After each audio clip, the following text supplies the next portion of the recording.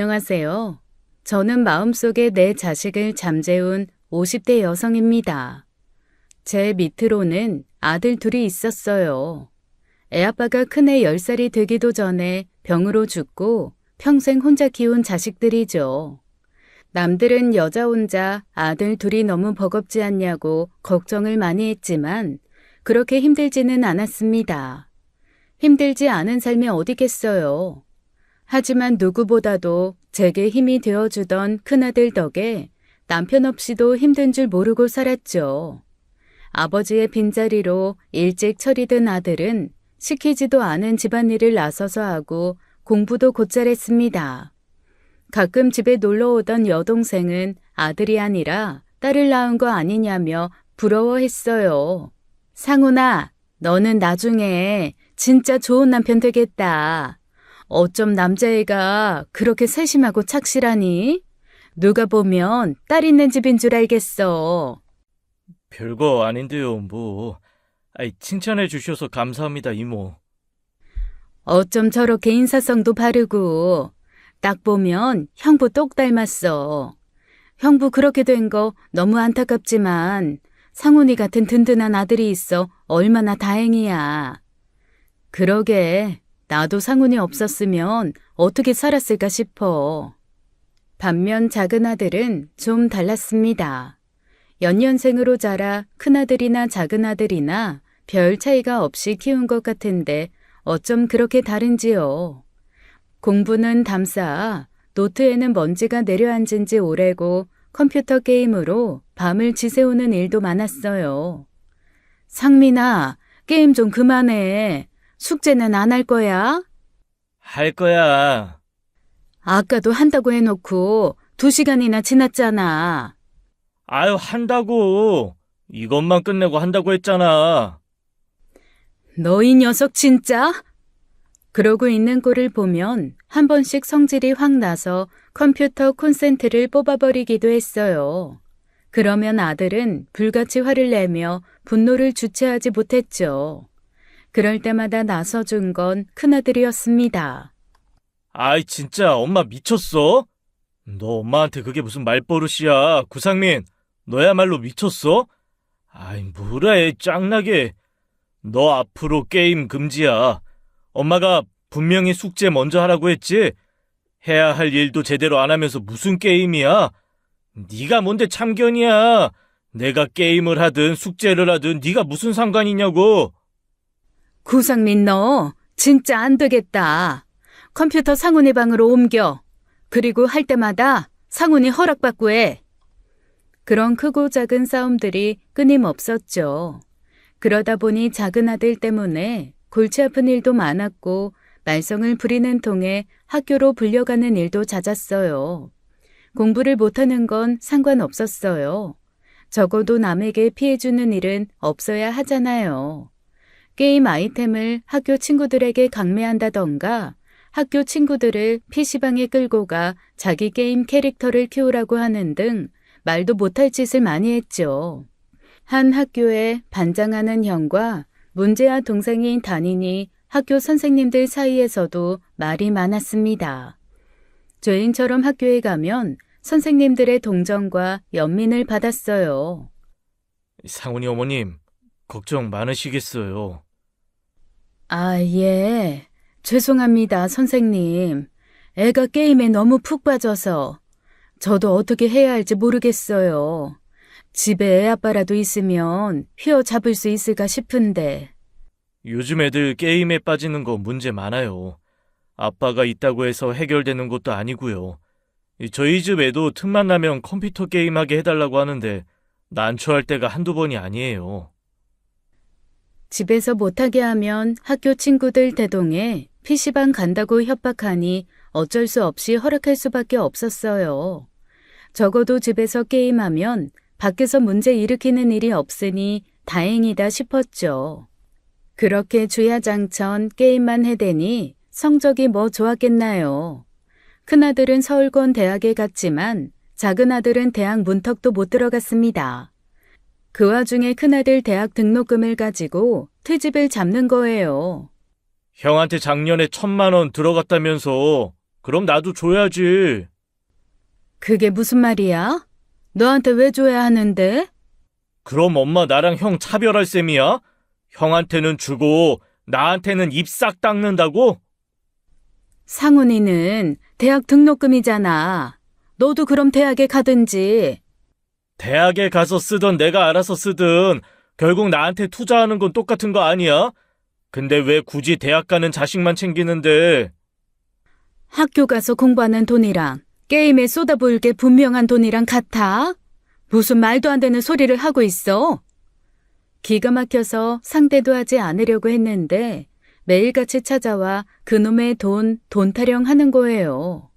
종잣돈 삼아 사업이라도 한다길래 못 이기는 척 어쩔 수 없이 돈 1,000만 원 해주고 말았습니다.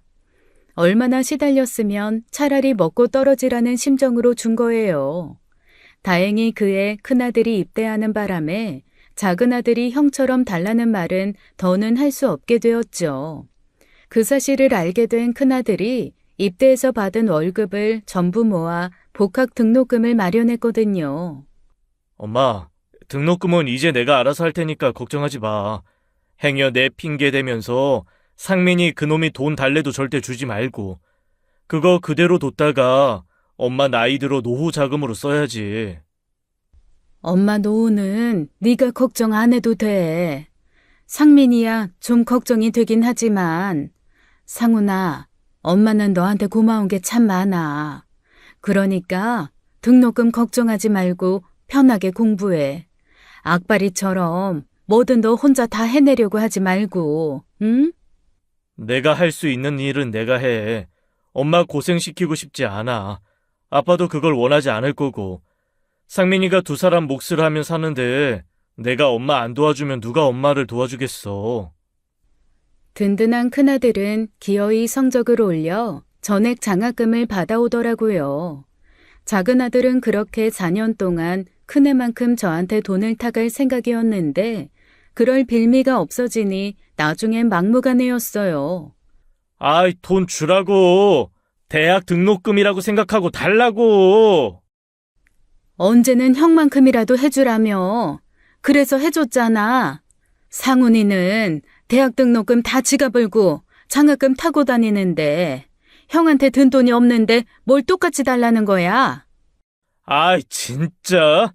구상훈 진짜 인생에 도움도 안 되는 새끼. 너 형한테 그딴 식으로 말할 거야? 도움 안 되는 새끼를 도움 안 된다고 하지. 그럼 뭐라고 하는데? 그 일로 4년을 지겹게 싸웠어요. 그래서 작은 아들이 입대했을 때 얼마나 심신이 편안했는지 모릅니다. 그 후 큰아들은 성실하게 대학 나와 좋은 직장에 들어가 아파트며 차를 사는 등 평범한 삶을 살았어요. 원래 평범한 월급쟁이가 가장 어렵잖아요. 딱 자기 몫을 하는 사람으로 자랐으면 좋겠다 싶었는데 딱 그렇게 자란 거예요. 하지만 작은 아들 인생도 예상에서 벗어나지 않더라고요. 제대 후 군에서 만난 사람들이랑 사업을 시작했는데 그중 하나가 동업자금을 들고 튀어 시작도 해보기 전에 망했다더라고요. 그때도 급한 불 좀 꺼달라고 해서 돈 500인가 해줬었어요. 그 후로도 제대로 된 일자리를 찾지 않고 아는 사람끼리 우르르 몰려다니며 인생 한 방을 노리는 한량처럼 살더군요. 보다 못한 큰아들이 나서서 일자리를 구해주겠다고 했지만 오히려 작은 아들은 큰아들의 인생을 비웃었습니다. 아이, 상민아, 그러지 말고 내가 일자리 하나 알아봐 줄 테니까 거기 출근해. 못해도 한 달에 250 정도는 받을 수 있는데 꾸준히 모으면 대출도 나온다더라. 너도 집 사고 안정적으로 살아야지. 뭐? 한 달에 250? 티끌은 모아봐야 티끌이야. 너 집도 대출받아 샀다며. 어느 세월에 그 빚 다 갚을래? 나는 너처럼 답답하게는 안 살아. 두고 보라고. 몇 년 후면 너보다 내가 훨씬 더 잘 살고 있을 테니까. 철없는 작은 아들은 그렇게 자기 신념을 고집하며 하루살이처럼 살더라고요. 다 큰아들이 그렇게 살겠다는데 뭐 어떻게 하겠어요. 어려서 게임으로 속 썩이는 것도 못 막았는데요. 하지만 그렇게 큰 소리 떵떵 치며 한량같이 사는 애가 뭐 얼마나 잘 살겠습니까? 큰아들이 아파트 대출금을 하루하루 착실하게 갚아나가던 때 작은 아들은 틈만 나면 제게 와서 손을 벌리는데요. 성인이 되고부터 맡겨놓은 돈 찾으러 오는 사람처럼 돈을 요구하는데 도저히 안 되겠다 싶더라고요. 한두 번이야 사정이 워낙 힘들고 급하다고 하니 부모된 도리로 도와줬지만 그렇게 도와주다 보니 3번, 4번은 너무 쉬운 거예요. 엄마, 내가 이번에 진짜 기가 막힌 사업 아이템이 있거든? 이거 완전히 대박 아이템이야. 안 하는 사람이 병신이라니까. 엄마가 딱 2천만 해주면 내가 반년 안에 2배로 불려줄게. 이거 완전히 남는 장사잖아. 2배고 3배고 관심 없으니까 그만 가라고. 어? 너는 여기가 무슨 자선단체 사업장인 줄 알아? 자선단체는 진짜 힘든 사람이나 돕지. 너는 진짜 힘든 것도 아니고 젊은 애가 어떻게 된 게 제대로 돈 벌 생각은 안 하고 맨날 손만 벌려. 잘해보려고 하는 거잖아, 나도. 누가 그냥 달래? 돌려준다니까. 됐다니까? 다 필요 없으니까 돈 얘기하려거든 찾아오지도 마. 아주 꼴도 보기 싫어.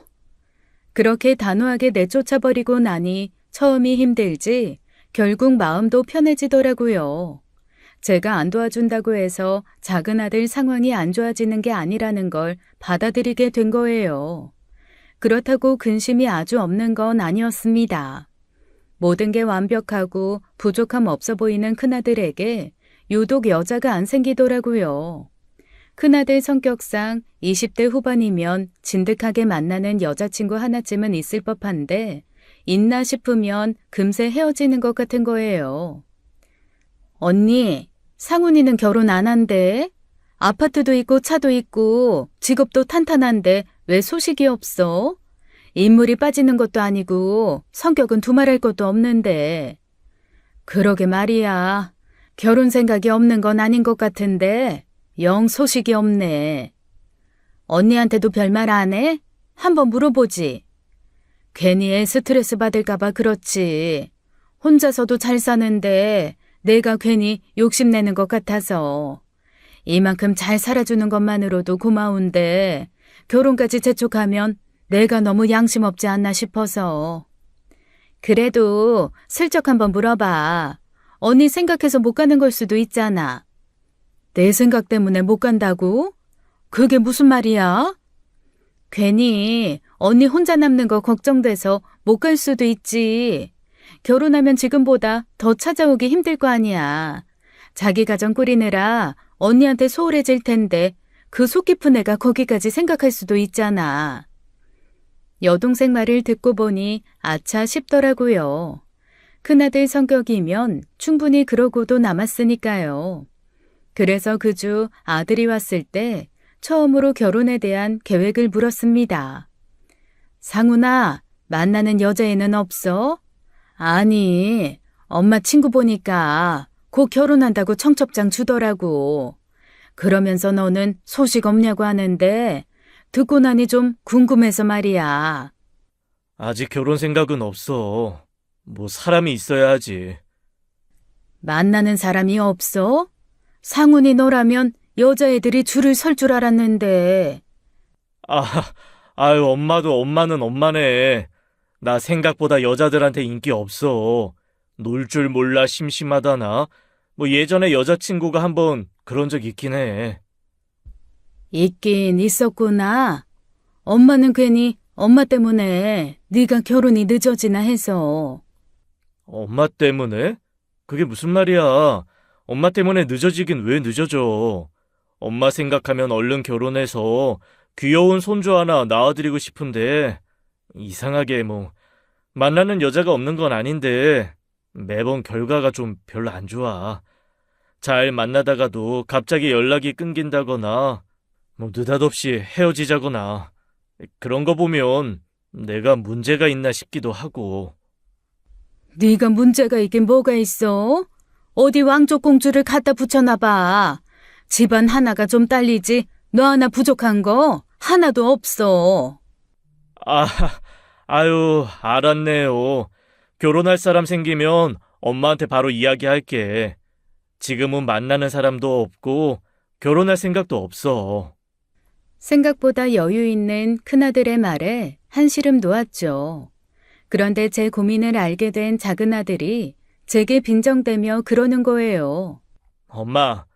엄마는 형이 결혼하면 잘 살 것 같아? 잘 살지 그럼. 아유, 형은 딱 퐁퐁남 되기 좋은 상대거든. 아마 고생이랑 고생은 다 하고 호구처럼 살걸? 퐁퐁남? 그게 뭔데? 별 볼 일 없는 여자 만나 나중에 한눈 팔더라도 이혼도 못하고 돈은 돈대로 벌어다 바치면서 심지어 뻐꾸기 키우며 살지도 모른다는 거지. 뭐? 너 그게 대체 무슨 말이야? 무슨 말 같지도 않은 소리를 하고 있어? 왜 발끈해? 뭐 내가 틀린 말 한 것도 아니고. 구상훈 그거 은근히 호구 같은 면 있잖아.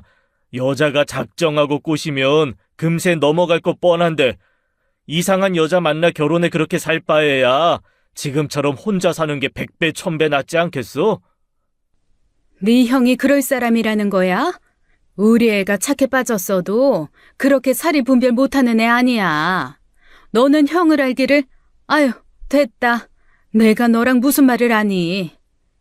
그냥 지금처럼 시시한 취미생활이나 하면서 돈 벌어다 놓고 나중에 나 결혼하면 내 아들한테 재산이나 물려주면 되지. 인생 별거 있어. 결혼 반드시 해야 하는 것도 아닌데. 저 싸가지 없는 놈이? 야, 그럴 거면 너나 그렇게 살아. 이게 진짜 못하는 소리가 없어? 너 행여 상훈이 앞에서도 그런 얘기해. 알았어? 아유, 예, 알겠습니다요. 자식이 원수예요. 내 속에서 나온 애라 어디 던져버릴 수도 없고 별 말 같지도 않은 얘기로 속을 긁는데 어처구니가 없더라고요. 그러다 두 형제 간에 엄청난 싸움이 벌어진 건 그 일이 있은 지 1년쯤 지났을 겁니다. 작은 아들이 집에 있던 날이었는데 연락도 없이 큰아들이 찾아온 거예요. 그런데 큰아들이 여지껏 본 적 없는 표정으로 들어와 다짜고짜 작은 아들을 찾더라고요. 상민이, 구상민 어딨어? 상훈아, 갑자기 이 시간에 무슨 일이야? 상민이는 왜? 이 새끼 내가 가만두나 봐. 야, 구상민! 당장 나와! 뭐야? 새님이 웬일로 목청을 다 높이네. 뭔데? 너 이 새끼! 순식간에 벌어진 일이었어요. 큰아들이 느닷없이 작은아들 얼굴에 주먹을 날린 겁니다. 어머머, 상훈아, 왜 그래? 대체 무슨 일이야? 그만 좀 해. 아이씨, 너 미쳤냐? 돌았어? 미친 건 너겠지, 이 미친 새끼야. 내가 영영 모를 줄 알았어? 그런 짓을 해놓고도 숨길 수 있을 줄 알았어? 큰아들의 분노에 작은아들은 어리둥절한 표정으로 서 있다가 이제야 알겠다는 듯 피식 웃더라고요. 그 비웃음은 큰아들의 더 큰 분노를 불러일으켜 결국 멱살까지 잡혔어요. 완전히 등신은 아니었나 보네. 생각보다 빨리 알아챈 걸 보니. 아, 영서 그게 그래? 내가 한 짓이라고? 대체 왜 그딴 짓을 하는 건데? 재밌냐? 왜 내 인생에 회방을 놓는 거냐고? 회방이 아니라요, 형님. 도움이지, 도움. 영서 그게 영악하네. 내가 분명히 말하지 말라고 하니까 안 한다면서 나한테 지갑 하나 받아가던데. 너 이 자식이... 큰아들은 다시 분노로 주먹을 들었습니다. 하지만 빈정거리는 작은아들의 얼굴에 다시 매다 꽂지 못하더라고요. 무슨 일이었나 싶어 들어보니 세상에 작은아들이 큰아들 연애사에 관여를 한 모양이더라고요. 당시 큰아들에게는 6개월 만난 여자친구가 있었는데 느닷없이 헤어지자고 하니 너무 궁금했대요. 대체 왜 여자들이 자기랑 만났다 하면 1년도 채우지 못하고 이유도 없이 헤어지자고 하는지요. 그러자 고민하던 그 여자친구가 그러더랍니다. 상훈 씨 동생 악취미 가지고 있더라. 내 동생? 내 동생이 왜? 며칠 전에 상훈 씨 동생이라는 사람이 연락했어. 인스타로 연락 와서는 만나자고 하길래 만났는데 진짜 별로더라. 뭐? 상민이랑 만났단 말이야? 왜? 상훈 씨랑 헤어지라던데? 어차피 결혼해봤자 홀어머니 모시는 독박 시집살이에 양아치 같은 시동생이 있어서 힘들 거라나? 지옥불에 들어가지 말고 이거 하나 받고 나가 떨어지라고 하더라. 그러면서 작은 아들이 사줬다는 명품 지갑을 꺼내더래요. 큰아들은 들으면서도 그게 대체 무슨 말인지 이해가 되지 않아 쳐다보고 있었답니다. 솔직히 이깟 지갑에 넘어가고 싶진 않았는데 내가 좀 혹했어. 예뻐서. 근데 다시 돌려준다고 해도 어쨌든 난 받은 거잖아. 상훈 씨한테 떳떳한 사람이 되지 못했으니 헤어지는 게 맞지. 결혼해봤자 그 질 나쁜 시동생 있을 거라고 생각하니 그것도 싫고 홀어머니 모시기 싫은 것도 맞아. 아, 맞다. 그리고 이거 짝퉁이더라. 가져가서 당신 동생한테 돌려줘. 큰아들은 주머니에서 그 지갑을 꺼내 작은 아들 얼굴에 집어 던졌습니다. 그 애가 그렇게 화를 내는 걸 생전 본 적 없던 저는 그 이상을 말릴 생각도 하지 못했어요. 그런데 더 황당한 건 그게 처음이 아닌 것 같더랍니다. 그 여자가 하는 말이 작은 아들은 그전에도 몇 번 그런 짓을 한 것 같더래요. 대체 왜 그러는 건데? 왜 그렇게 말도 안 되는 짓을 했냐고? 말했잖아. 다 형 도와주려고 한 거라고. 솔직히 좀 약이 오르기도 했고 심술도 났지. 기계처럼 일에 돈은 꽤 버는 것 같더니 죄다 그걸 여자한테나 쓰고 있고, 나 힘들다고 할 때 형이 뭐 돈 100만 원이라도 도와준 적 있어?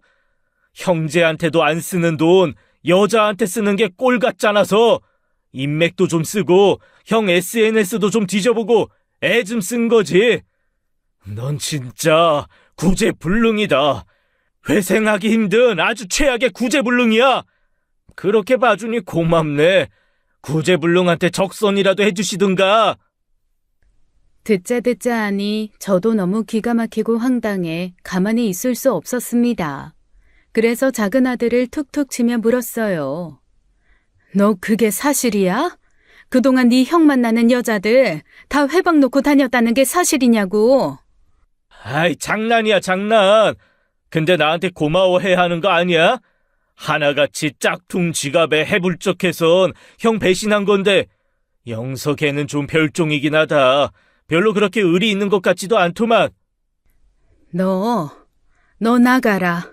너 당장 내 집에서 나가. 아이, 뭐야. 자식한테 부모가 내 집, 너 집이 어딨어? 여기가 내 집인데 어딜 나가래? 난 도저히 널 이해하려야 할 수가 없다. 아니, 이제 이해하고 싶지도 않아. 아주 하다 별짓을 다 하지. 형 앞길에 도움은 주지 못할 망정 회방꾼은 되지 말았어야지. 당장 짐 싸서 나가. 내 말 안 들려? 당장 나가라고! 화가 난 저는 그 자리에서 작은 아들을 집 밖으로 쫓아내버렸습니다. 안 봐야 살 것 같더라고요. 그동안 큰아들이 작은 아들이 한 짓으로 괴로웠을 걸 생각하니 너무 미안하고 안타까운 거예요. 작은 아들을 내보내놓고 속상해 눈물을 흘리고 있으니 진정한 큰아들이 그러더라고요. 울지 마, 엄마. 내가 너무 흥분했어. 미안해. 네가 미안할 게 뭐가 있어. 다 상민이 저놈의 자식 때문이지. 그동안 얼마나 마음이 아팠을 거야. 얼마나 스트레스를 받았겠어. 됐어. 의혹이 풀렸으니 상관없어. 적어도 나한테 문제 있었던 게 아니라는 건 밝혀진 거잖아.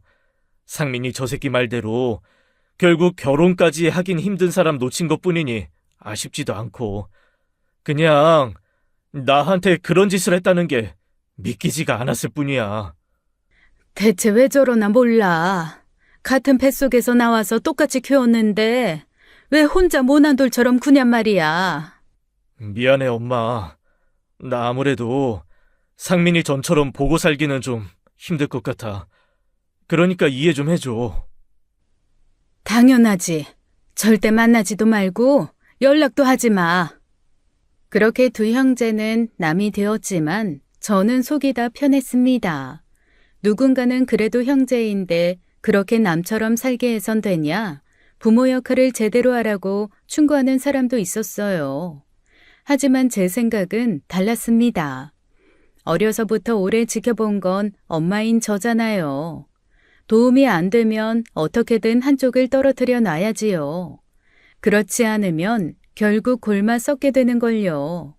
그 후로 여자 만난다는 소리는 없었지만 어련히 알아서 할까 싶어 한 번도 물은 적이 없습니다. 만나는 여자가 없는 것 같지도 않고 결혼할 여자면 기다리지 않아도 데려올 거라고 생각했으니까요. 그러다 큰아들이 30을 넘긴 어느 날이었어요. 갑자기 함께 동남아 여행을 간다는 거예요. 동남아 여행? 혼자서? 아니, 캄보디아로 먼저 여행 간 친구 있어. 엄마도 알 거야. 고등학교 때 같은 반이었던 정식이. 기억나지. 경찰한다던 애잖아. 경찰은 못했지만 회사 생활하다가 이직 준비하는 김에 시간 내서 여행 중인가 봐. 좋은 것 같아서 나도 모처럼 연차 내고 좀 갔다 오려고. 캄보디아랑 태국, 라오스 그쪽으로 좀 돌다 올 생각이야. 얼마나 있다가 오려고? 2주 정도? 그래. 너 일한다고 여행도 제대로 못 다니더니 잘 생각했어. 잘 갔다 와. 좋은 곳 있으면 제대로 눈에 담아서 다음에 엄마도 모시고 갈게. 너무 섭섭해하지 마. 섭섭하기는 엄마는 상훈이 너 좋은 거 보고 즐겁게 여행하면 그것만큼 좋은 것도 없어. 일만 하다 죽을 생각인가 싶게 제대로 된 여행도 안 다니던 녀석인지라 저는 좋은 기회라고 생각했어요. 그래서 출국하기 전날 용돈도 두둑히 챙겨 쥐어보내고 그저 안전하고 건강하게만 다녀오라고 했죠. 그게 마지막이 될 거라는 생각은 눈꼽만큼도 못하고요. 큰아들이 여행을 떠난 지 일주일쯤 지났을 겁니다. 갑자기 아들 친구 녀석에게 연락이 온 거예요. 이미 아들이 아닌 아들 친구로부터 연락이 왔을 때부터 불안감이 싹트기 시작했죠. 어머니, 정식이에요. 상훈이 친구. 정식아, 무슨 일이야? 상훈이는 뭐하고? 어머니, 죄송해요. 정식아, 왜 그래? 왜 그러는 건데? 아줌마 무섭게 왜 그래? 상훈이가요. 상훈이가 실종됐어요, 어머니. 죄송해요. 제가 찾아보려고 했는데 아무리 찾아도 없어요. 마른 하늘의 날벼락도 그런 날벼락이 없죠. 실종이라뇨.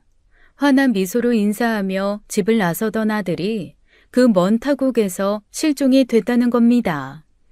이틀 전에 여행하던 지역에 억수 같은 비가 쏟아지기 시작했는데 갑자기 불어난 강물에 아들을 비롯한 현지인이 휩쓸려 순식간에 사라져버렸다는 거예요.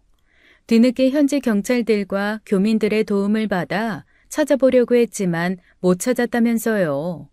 저는 그 얘기를 듣다 그대로 기절하고 말았습니다. 마침 그 자리에 여동생이 함께 있었기에 망정이지 아무도 없는 집에서 혼자 오랫동안 쓰러져 있을 뻔했어요. 다급하게 저를 응급실로 옮긴 여동생 덕에 병원에서 깨어난 저는 어렴풋이 꿈처럼 남은 그 아이의 목소리에 다시 공포에 떨어야 했죠. 상훈이! 언니, 일단 진정해. 상훈이 친구가 더 알아보고 연락 준다고 했거든? 그러니까 가야 돼. 상훈이 찾으러 가야 돼. 어딜 가? 언니가 거기까지 가서 뭐 할 건데? 거기 홍수 나서 이재민 생기고 안 그래도 복잡해서 와봤자 도움이 안 된대. 그래도 가야지. 내 새끼가 나 찾을 건데. 엄마 찾을 건데. 비켜 옥경아, 나 가야 돼. 언니, 정신 차려. 위험해. 상훈이가 언니가 오길 바라겠어? 기다려보래. 일단 조금만 기다려보자. 조금만, 응? 저는 저를 막는 여동생 품에 안겨 결국 눈물만 쏟았습니다. 자식이 생사를 알 길이 없다는데도 제가 할 수 있는 게 아무것도 없었어요. 이틀 후 물이 찬 곳에서 서서히 물이 빠지면서 잠기거나 물에 떠오르는 시신이 발견되었지만 아들 시신은 찾지 못했다더라고요. 그러면 살아있는 거 아니야? 우리 상훈이 어딘가에? 희망을 가지고 물었지만 아들 친구는 묵묵부답이었습니다. 바다로 이어진 강에 휩쓸려 여러 날에 걸쳐 바다까지 흘러간 시신도 적지 않을 거라더라고요. 세상에 그렇게 기가 막힌 죽음이 어딨나요? 결국 그쪽에서 공식적인 수색이 종료되면서 저는 머나먼 타국에서 아들을 보내야 했습니다. 내 눈으로 직접 보고 싶어 결국 조카 도움으로 갔는데 거대한 사막에서 바늘을 찾아야 하는 것처럼 막막하더라고요. 어딘가 있을 것 같은데 분명 살아있을 것 같은데 그 어디에서도 아들의 흔적은 찾을 수가 없었습니다. 결국 공식적으로 사망 처리가 된 큰아들 장례식을 치를 수밖에 없었어요. 처음엔 하지 않고 버티려고 했어요. 언젠간 나타날 거다, 분명히 살아있다, 그 마음으로요. 그런데 주변에서 하나같이 말리더라고요. 상훈 엄마, 그거 상훈이한테 좋은 거 아니야. 상훈이 하늘로 가야 되는데 엄마가 못 놓으면 못 간다고. 그러니까 상훈이 편하게 해주자, 응? 어떻게 놔? 아이고 내 새끼, 아이고 내 새끼야. 엄마 얼굴도 못 보고 엄마 품에 한번 안아주지도 못하고 보내. 아유, 어쩌면 좋아. 하늘도 무심하시지. 어떡하고 많은 사람 중에 상훈이야. 장례를 치르는 동안 4-5번은 졸도했을 겁니다. 시신 없는 장례식이 얼마나 장난 같은 줄 아나요? 입관인데 시신은 없고 관만 덩그러니 있어요. 그런 장례식은 듣지도 보지도 못했습니다. 아들 사진만 품에 안고 창자가 끊어질 듯한 고통으로 사흘 밤낮을 울부짖었어요. 장례식이 끝난 뒤에도 어두운 방에 틀어박혀 시간이 어떻게 지나는지도 모르게 지냈죠. 이따금 여동생과 지인들이 문을 따고 들어와 이것저것 챙겨주었지만 저는 더는 살 의욕이 없었습니다. 작은 아들이 소식을 듣고 장례식부터 왔지만 별 도움도 되지 않았어요. 작은 아들을 보면 더 속상해서 그냥 보고 싶지가 않더라고요. 그렇게 살아도 산 것이 아닌 것처럼 산송장처럼 지내던 어느 날이었어요. 초인종이 여러 번 울리더라고요. 늘 찾아오는 사람들은 비밀번호를 알고 있어서 알아서 들어오는데 쉬지 않고 초인종을 누르는 게 이상해 나가보았죠. 그런데 웬 젊은 여자가 서 있는 거예요. 누구? 조심스레 문을 연 저는 화들짝 놀라고 말았습니다. 젊은 여자가 웬 아기를 안고 있었던 거예요. 여기 구상훈 씨 집 맞나요? 상훈이요? 예, 그런데요. 어머니, 드릴 말씀이 있어서 찾아온 거예요. 잠시 좀 들어가도 될까요? 아이가 있어서. 예? 아, 예. 어리둥절한 채 여자를 집 안으로 들였습니다. 여자는 태연하게 거실 바닥에 아이를 눕혀놓고 옷매무새를 정돈하더라고요. 대체 누군데 우리 상훈이를 알아요?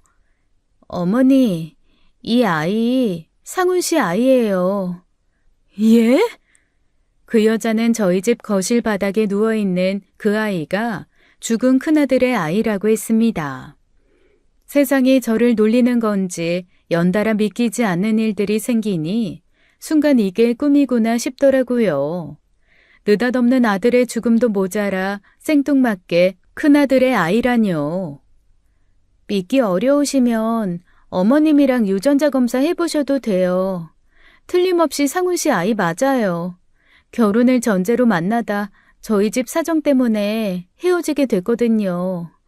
아이 가진 걸 상훈 씨한테 말하지 않고 혼자 키우려고 하다가 최근에 사정이 나아져서 상훈 씨 다시 만나고 싶어서 온 건데 상훈 씨 그렇게 됐다는 소식에 눈앞이 깜깜하더라고요. 여자는 갑자기 눈물을 흘리기 시작했습니다. 저는 아무도 없는 집안을 두리번거리며 살폈어요. 누가 저 놀리나 싶어서요. 그 여자 말로는 연애하다 헤어진 후 임신 사실을 알게 되고 혼자 낳았다는데 믿을 수가 있어야죠. 결국 그 여자 말대로 저는 유전자 검사부터 했습니다. 조카 도움을 받아 공신력 있는 곳에서 검사를 했는데 놀랍게도 진짜 제 손주로 나온 거예요. 여자는 놀라지도 않고 태연히 그러더라고요. 아빠 얼굴 한번 본 적 없지만 그래도 할머니라도 만날 수 있게 돼서 정말 다행이에요.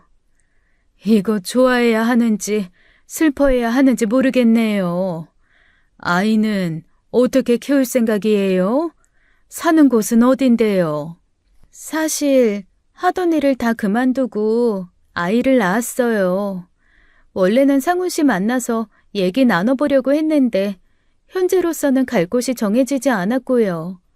어머님만 괜찮으시면 잠시만이라도 여기 지내도 될까요?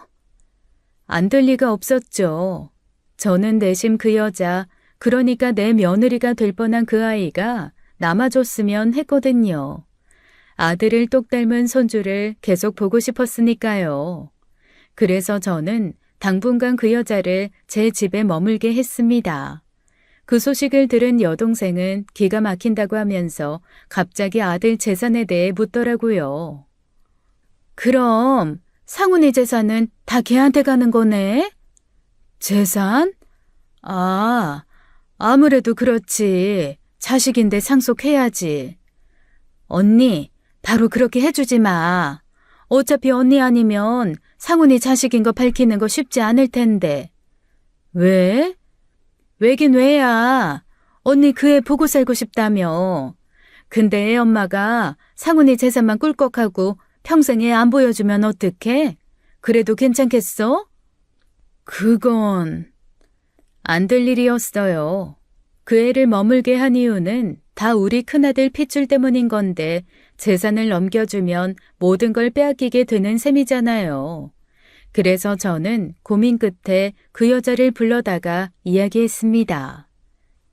상황이 이렇게 돼서 복잡하지만 경준이가 받아야 할 상속 재산은 좀 나중에 주고 싶은데 어떻게 생각해요? 아, 나중에요? 나중에 언제? 글쎄요. 10년이든 5년이든 나는 좀 이따가 주고 싶어요. 어머니, 좀 당황스럽네요. 엄밀히 말해 그 돈은 상훈 씨 아들인 경준이 거고 법적 후견인은 친모인 저인데 그 재산을 관리해도 제가 하는 게 맞다고 생각해요. 내가 뭐 필요해서 쓰려고 하는 게 아니라 그냥 자식 잃은 부모 욕심이라고 생각해줘요. 나는 아가씨랑 경준이가 내 집에서 좀 머물러 줬으면 좋겠거든요. 상훈이 간 지 얼마 되지도 않았고 경준이 보면 우리 상훈이 생각이 나고 내가 이렇게 부탁할게요. 당분간만 같이 지내면서 경준이 좀 보게 해줘요. 여자는 생각지도 못했다는 듯 곤란한 표정을 지었습니다. 하지만 저도 순순히 물러날 생각은 없었어요. 막무가내로 달라고 하면 법적으로 질질 끌어서라도 붙들어 놔야지 싶었으니까요. 다행히 여자는 순순히 제 요구를 들어주었습니다. 그러면서 똑같이 제안을 하더라고요. 좋아요, 어머니. 대신 저도 부탁이 있어요. 제가 원래 일을 하던 사람이에요. 그래서 아이 키우면서 집안에 있는 게 너무 힘들어서요. 괜찮으시면 아이 맡기고 저 일 다니고 싶어요. 그거야 얼마든지 그래도 좋아요. 경준이는 내가 볼 테니까 걱정하지 말고 다녀요. 그렇게 저는 얼마 전까지만 해도 세상에 존재하는 줄도 몰랐던 며느리 손주와 함께 살게 된 거예요. 사람의 힘이란 게 참 신기해요. 얼마 전까지만 해도 숨만 쉬어도 그 들이마시는 숨에도 속이 말라 죽을 것 같더니 방긋방긋 웃는 애를 보고 있으니 사라지는 거예요. 까마득히 멀어진 아들 어렸을 때 모습이 생각나 웃으며 보다가도 눈물 짓는 날도 많았죠. 갑자기 나타난 손주가 내 목숨을 살렸다. 큰아들이 이러라고 남겨놓고 갔나 싶었죠. 그런데 좀 마음이 쓰이는 게 있었습니다. 바로 큰아들이 좋아 만났다는 그 며느리 때문이었어요. 며칠 지내보니 이상하게도 큰아들이 좋아할 만한 구석이 없는데 싶었거든요. 나갔다 들어오면 어렴풋이 담배와 술 냄새가 났고 전화 통화하는 목소리도 경박스럽기 그지없었어요. 제가 있는 집이라 조심하는 것 같았지만 불쑥불쑥 욕설이 나오기도 하고요. 하지만 그 애한테 이상한 의문을 품거나 질문을 하게 되면 손주를 데리고 가버릴 것 같아 아무것도 묻지 못했습니다. 같이 산다고 해서 집안일을 뭐 거드는 것도 없었어요. 저한테 애 맡기고 일하고 싶다고 하더니 정말로 애를 맡기고 손 하나 까딱 안 하더군요. 참다 딱 하나 물은 게 그거였습니다.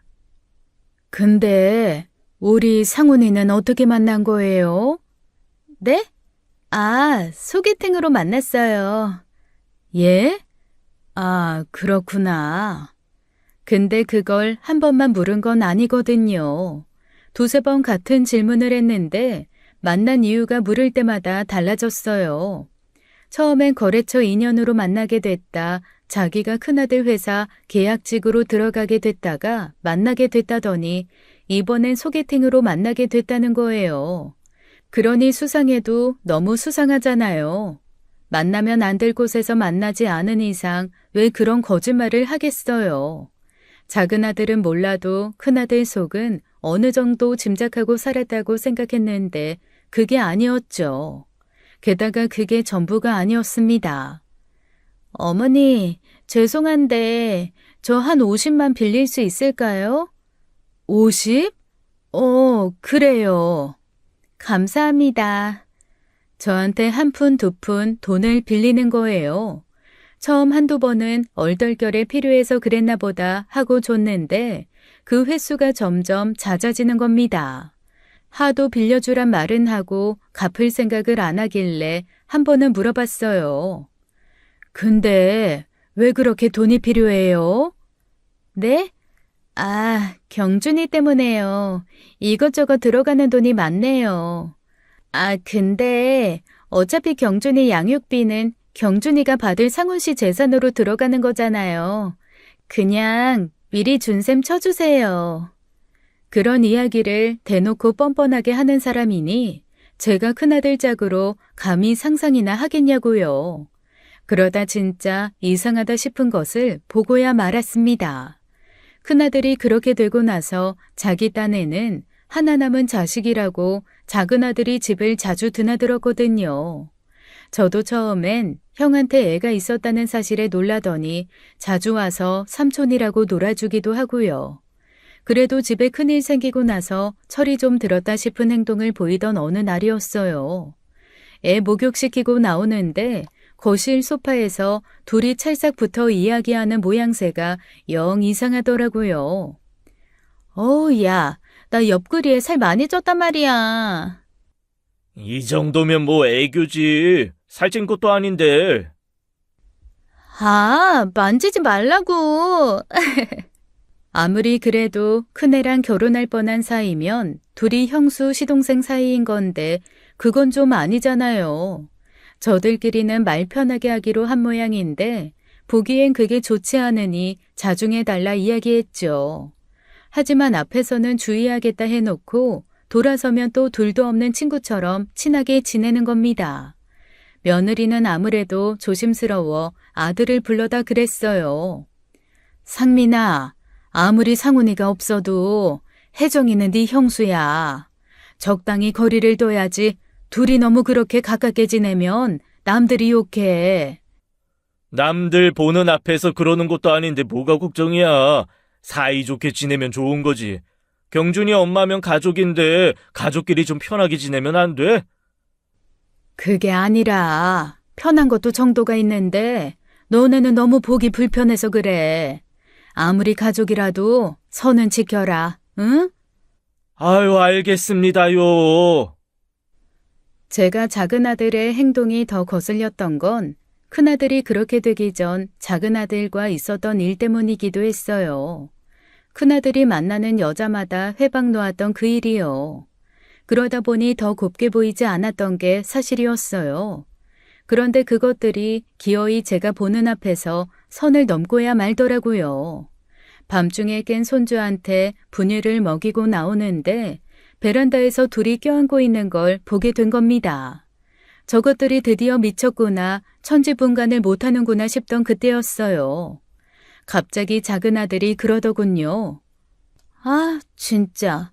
어머니 10년 뒤에 줄 생각이면 어쩌지? 걱정하지 마. 내가 엄마 잘 달래서 1년 안으로 해결해 볼게. 엄마한테 이제 아들이란 건 나밖에 없는데 내 말 듣지 않겠어? 그거야 모르지. 잘 좀 해봐. 어머니 은근히 숨 막히게 하는데 뭐 있단 말이야. 물론 경준이 봐주셔서 덕분에 너무 편하지만. 우리 형 진짜 불쌍해. 소처럼 일만 하다 결국 죽 써서 개준 꼴이잖아. 그 돈 다 내가 가질 거 알았으면 그렇게 일만 했겠어? 다 당신 거 아니야. 다는 우리 경준이 몫이니까 건드릴 생각하지 마. 아우, 알았네요. 세상에 이것들이 진짜 눈이 맞아 무서운 생각을 하고 있던 거예요. 제가 손주에게 내줄 아들 상속재산을 두 사람이 가로챌 생각이었던 거죠. 엄마 자격 없는 여자야 둘째치고 작은 아들이 사람인가 싶더라고요. 억울하게 죽은 큰아들 자식 재산에도 손을 대다뇨. 내 속에서 나왔지만 어떻게 저런 괴물이 나왔을까 싶고 그 말을 듣고 있는데 심장이 크게 요동쳤어요. 먼저 간 큰아들 생각나 불쌍해 가슴이 아파 죽을 것 같았습니다. 눈에 띄지 않게 조용히 들어와 이걸 어째야 하나 싶었어요. 그것 때문에 거의 뜬 눈으로 밤을 지새우고 두 사람을 내보낸 오전이었죠. 갑자기 전화가 울렸어요. 일반 전화가 아니라 카카오톡을 통해 오는 전화였죠. 누구인가 싶어 보니 여행을 함께했던 아들 친구더라고요. 안부 전화를 했구나 싶어 전화를 받았는데 갑자기 울음소리가 들리는 겁니다. 여보세요? 정식이냐? 여보세요? 정식아, 무슨 일이 있어? 엄마, 엄마. 그 순간 저는 숨을 쉴 수가 없었습니다. 꿈에 그리던 큰아들 목소리였어요. 잠을 제대로 못 자 헛것을 들었나 싶어 액정을 살폈는데 아들 친구 전화가 맞더라고요.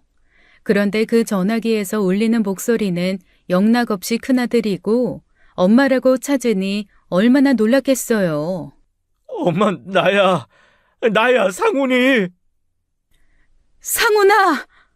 그제야 저는 자리에서 벌떡 일어났습니다. 죽은 줄만 알았던 큰아들이 살아있던 거예요. 아들은 우느라 제대로 말도 못했고 아들 친구가 전화를 받고 자초지종을 이야기해 주었습니다. 아들은 운 좋게 강물에 휩쓸려 떠내려가다 함께 떠밀려온 쓰레기를 붙들어 물에 잠기지 않을 수 있었대요. 그러다 정신을 잃었는데 눈을 떠보니 웬 마을이더랍니다. 떠내려오다가 머리를 부딪힌 건지 죽을 뻔했다는 충격 때문인지 기억이 없었대요. 자기가 어디서 왔는지 이름이 무엇인지 아무것도 기억이 안 나더라는 겁니다. 완전히 오지 현지인들이 살던 마을에 동떨어져 마을 사람들의 도움으로 정신을 차렸고 2주 전 몸이 나아지면서 기억도 돌아와 수소문 끝에 큰 도시로 나올 수 있었대요. 고맙게도 아들 친구 놈이 장례식이 끝나자마자 다시 그곳으로 가 아들을 찾으러 다녔답니다. 아무리 생각해도 상훈이가 살아있을 것 같아서 포기할 수가 없었어요. 제가 오자고 한 여행에서 그렇게 돼서 죄책감도 너무 컸고, 어머니, 상훈이 찾았어요. 생각보다 건강하고 병원에서 큰 이상은 없대요.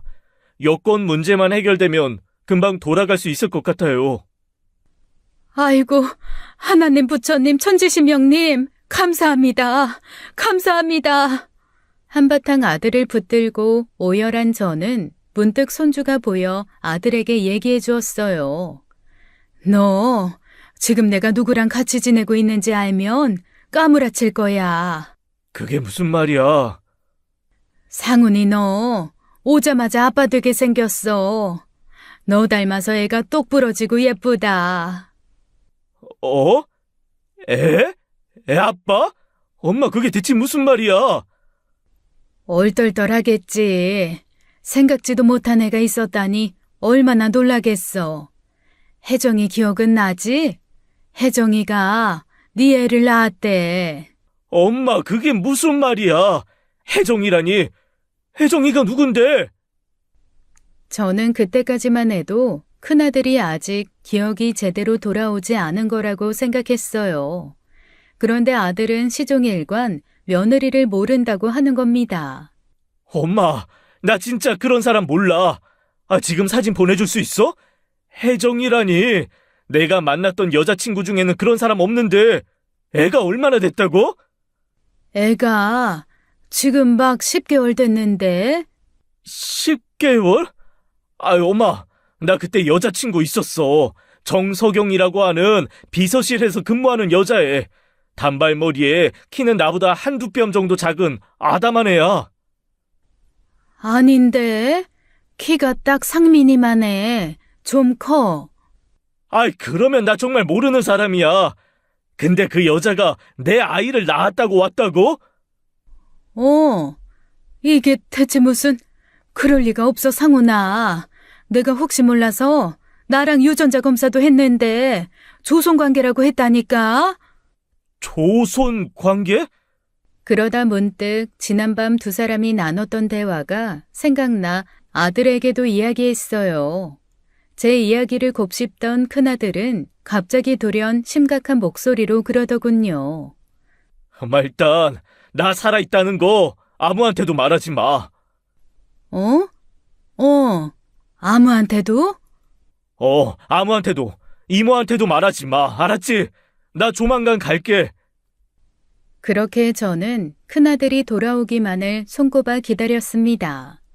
그로부터 일주일 정도 걸렸을 거예요. 아들이 이미 사망신고가 된 상황이라 좀 복잡했지만 결국 살아서 우리나라 땅을 밟은 거죠. 애엄마인 그 여자에게는 일이 있다고 애를 맡겨두고 공항에 나와 아들을 붙들고 얼마나 울었는지요. 건강하다더니 그새 살이 말도 못하게 빠져 하마터면 못 알아볼 뻔했습니다. 그야말로 지옥에서 살아 돌아온 것처럼 보이더라고요. 눈물의 상봉도 잠시 아들과 저는 살던 집으로 향했습니다. 아들은 깊은 생각에 잠겨 창밖만 오랫동안 내다보았어요. 집에 도착해 함께 들어가자고 하니 문을 살짝 열어놓고 저 먼저 들어가라고 하더라고요. 저는 순순히 아들이 시키는 대로 했고 들어가니 여느 때처럼 작은 아들과 그 여자가 있었습니다. 어머니 오셨어요? 경준이가 어머니 많이 찾았어요. 2달 사이에 할머니 정이 많이 들었는지 엄마보다 할머니를 찾아 큰일이네요. 엄만 좋겠네. 손주가 엄마 바라기라 형 닮아 그런가? 상훈 씨 닮아 효자 될 것 같아서 다행이에요.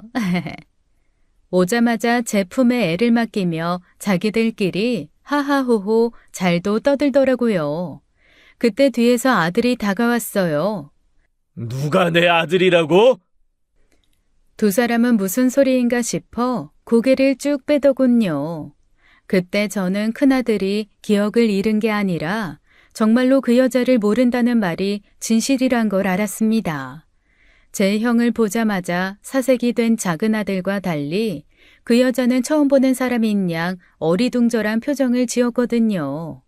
세상에 어떤 여자가 자기 애 아빠를 그런 표정으로 쳐다볼까 싶게요. 형? 형이야? 누가 내 아들이라는 거야 임마? 엄마 이 여자야? 김혜정이라는 여자가? 얘, 너 말 좀 해봐. 상훈이랑 결혼 준비하려고 했다면서 왜 애가 처음 본 것처럼 그러고 있니? 네? 그럼 이 사람이 구상훈 씨? 그게... 이봐요. 나 알아요? 나 만난 적 있어요? 어디서 만났는데요? 큰아들의 물음에 그 여자는 아무 말도 하지 못했습니다. 어이가 없기도 어이가 없었지만 이해가 되지 않았어요. 분명 제가 직접 믿을 만한 기관을 찾아 유전자 검사를 했거든요. 근데 대체 그 유전자 검사는 어떻게 된 거야? 대체 그럼 상훈이 너를 어떻게 알고 이 집에 들어왔냐고. 유전자 검사는 잘못된 거 없어. 그게 무슨 소리야? 네 아들이 아니라며. 조손 관계, 엄마 손주 맞을 거야. 그게 내가 아닐 뿐이지. 아니라면? 어머, 설마 상민이 너? 저는 기겁하며 작은 아들을 보았고 작은 아들은 망연자실하며 뒷머리나 박박 긁더라고요. 그러니까 이 모든 게 작은 아들과 그 여자의 연기이자 쇼였던 겁니다.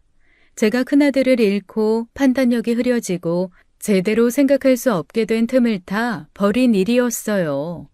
그러니까 경준이 그 애는 제 손자는 맞았습니다. 큰아들이 아니라 작은아들의 자식일 뿐이었어요. 그 두 사람은 죽은 큰아들의 재산이 탐나 그런 짓을 벌인 거죠. 저한테 말도 없이 같이 동거하던 여자와 애를 낳았던 거예요. 자기 아들은 큰아들의 자식으로 둔갑시켜 제가 받은 아들의 상속권을 자기 아들에게 줄 셈이었고요. 제가 손주에게 큰아들 재산을 바로 상속하지 않았던 게 신의 한 수였던 셈이었습니다. 상민이 너 이 자식 어떻게 그럴 수가 있어? 그 와중에 어떻게 그런 끔찍한 생각을 해? 아이씨, 산 사람은 살아야 할 거 아니야. 어차피 엄마는 그 돈 필요도 없으면서 내가 달라고 했으면 순순히 줬겠어? 내가 진짜 기가 막혀서 말도 안 나오지. 너 같은 것도 자식이라고. 널 낳고 내가 미역국을 먹었어. 아까워 죽겠어 정말로. 상민 씨, 그럼 어떻게 되는 거야? 우리 경준이는. 뭘 어떻게 되긴 어떻게 돼. 그냥 새 된 거지. 에이씨, 대체 어떻게 된 거야? 형도 쇼한 거야? 정말 너는 갱생이 불가능하구나.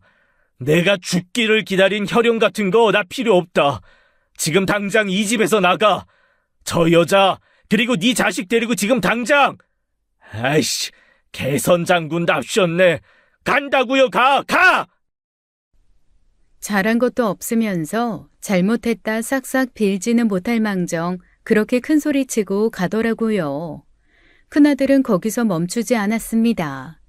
그동안 있었던 일로 여자와 작은아들을 상대로 사기죄를 물어 고소를 했어요. 부당이득 반환 청구, 손해배상 청구도 빼놓지 않고요. 사실상 거의 여자가 주도적으로 벌인 일이었지만 작은아들도 틀림없는 공범이었죠. 작은아들은 뒤늦게 형제끼리 선 넘는 거 아니냐고 적당히 넘어갈 수 있는 일을 키우지 말라고 협박하더군요. 하지만 죽다 살아난 큰아들이 뭐가 무섭고 잃었던 아들을 되찾은 제가 뭐가 두렵겠어요. 할 수 있는 한 최대한의 법적 처벌을 받도록 힘을 썼죠. 피해 금액이 크지 않아서 사실 큰 처벌은 아니었지만 저는 그 일로 작은아들을 완전히 마음에서 놓을 수 있었습니다. 자식이라는 이유로 안타깝고 미안한 마음을 조금이라도 가질 필요가 없었어요. 그 후 저는 작은아들이 행여 찾아오기라도 할까봐 큰아들이 마련한 집으로 이사해 함께 살았어요. 그러다 큰아들이 데려온 진짜 며느리감과 함께 살기 시작했고 며느리는 얼마 전 첫 아이를 출산했죠. 그렇게 작은아들의 존재가 잊혀가던 와중 여동생한테 연락이 오더라고요. 언니, 상민이 돈 필요하대. 그걸 왜 나한테 얘기해? 기막히라고 전해주는 거야. 재혁이한테 연락 왔다더라. 보석금 좀 내달라고.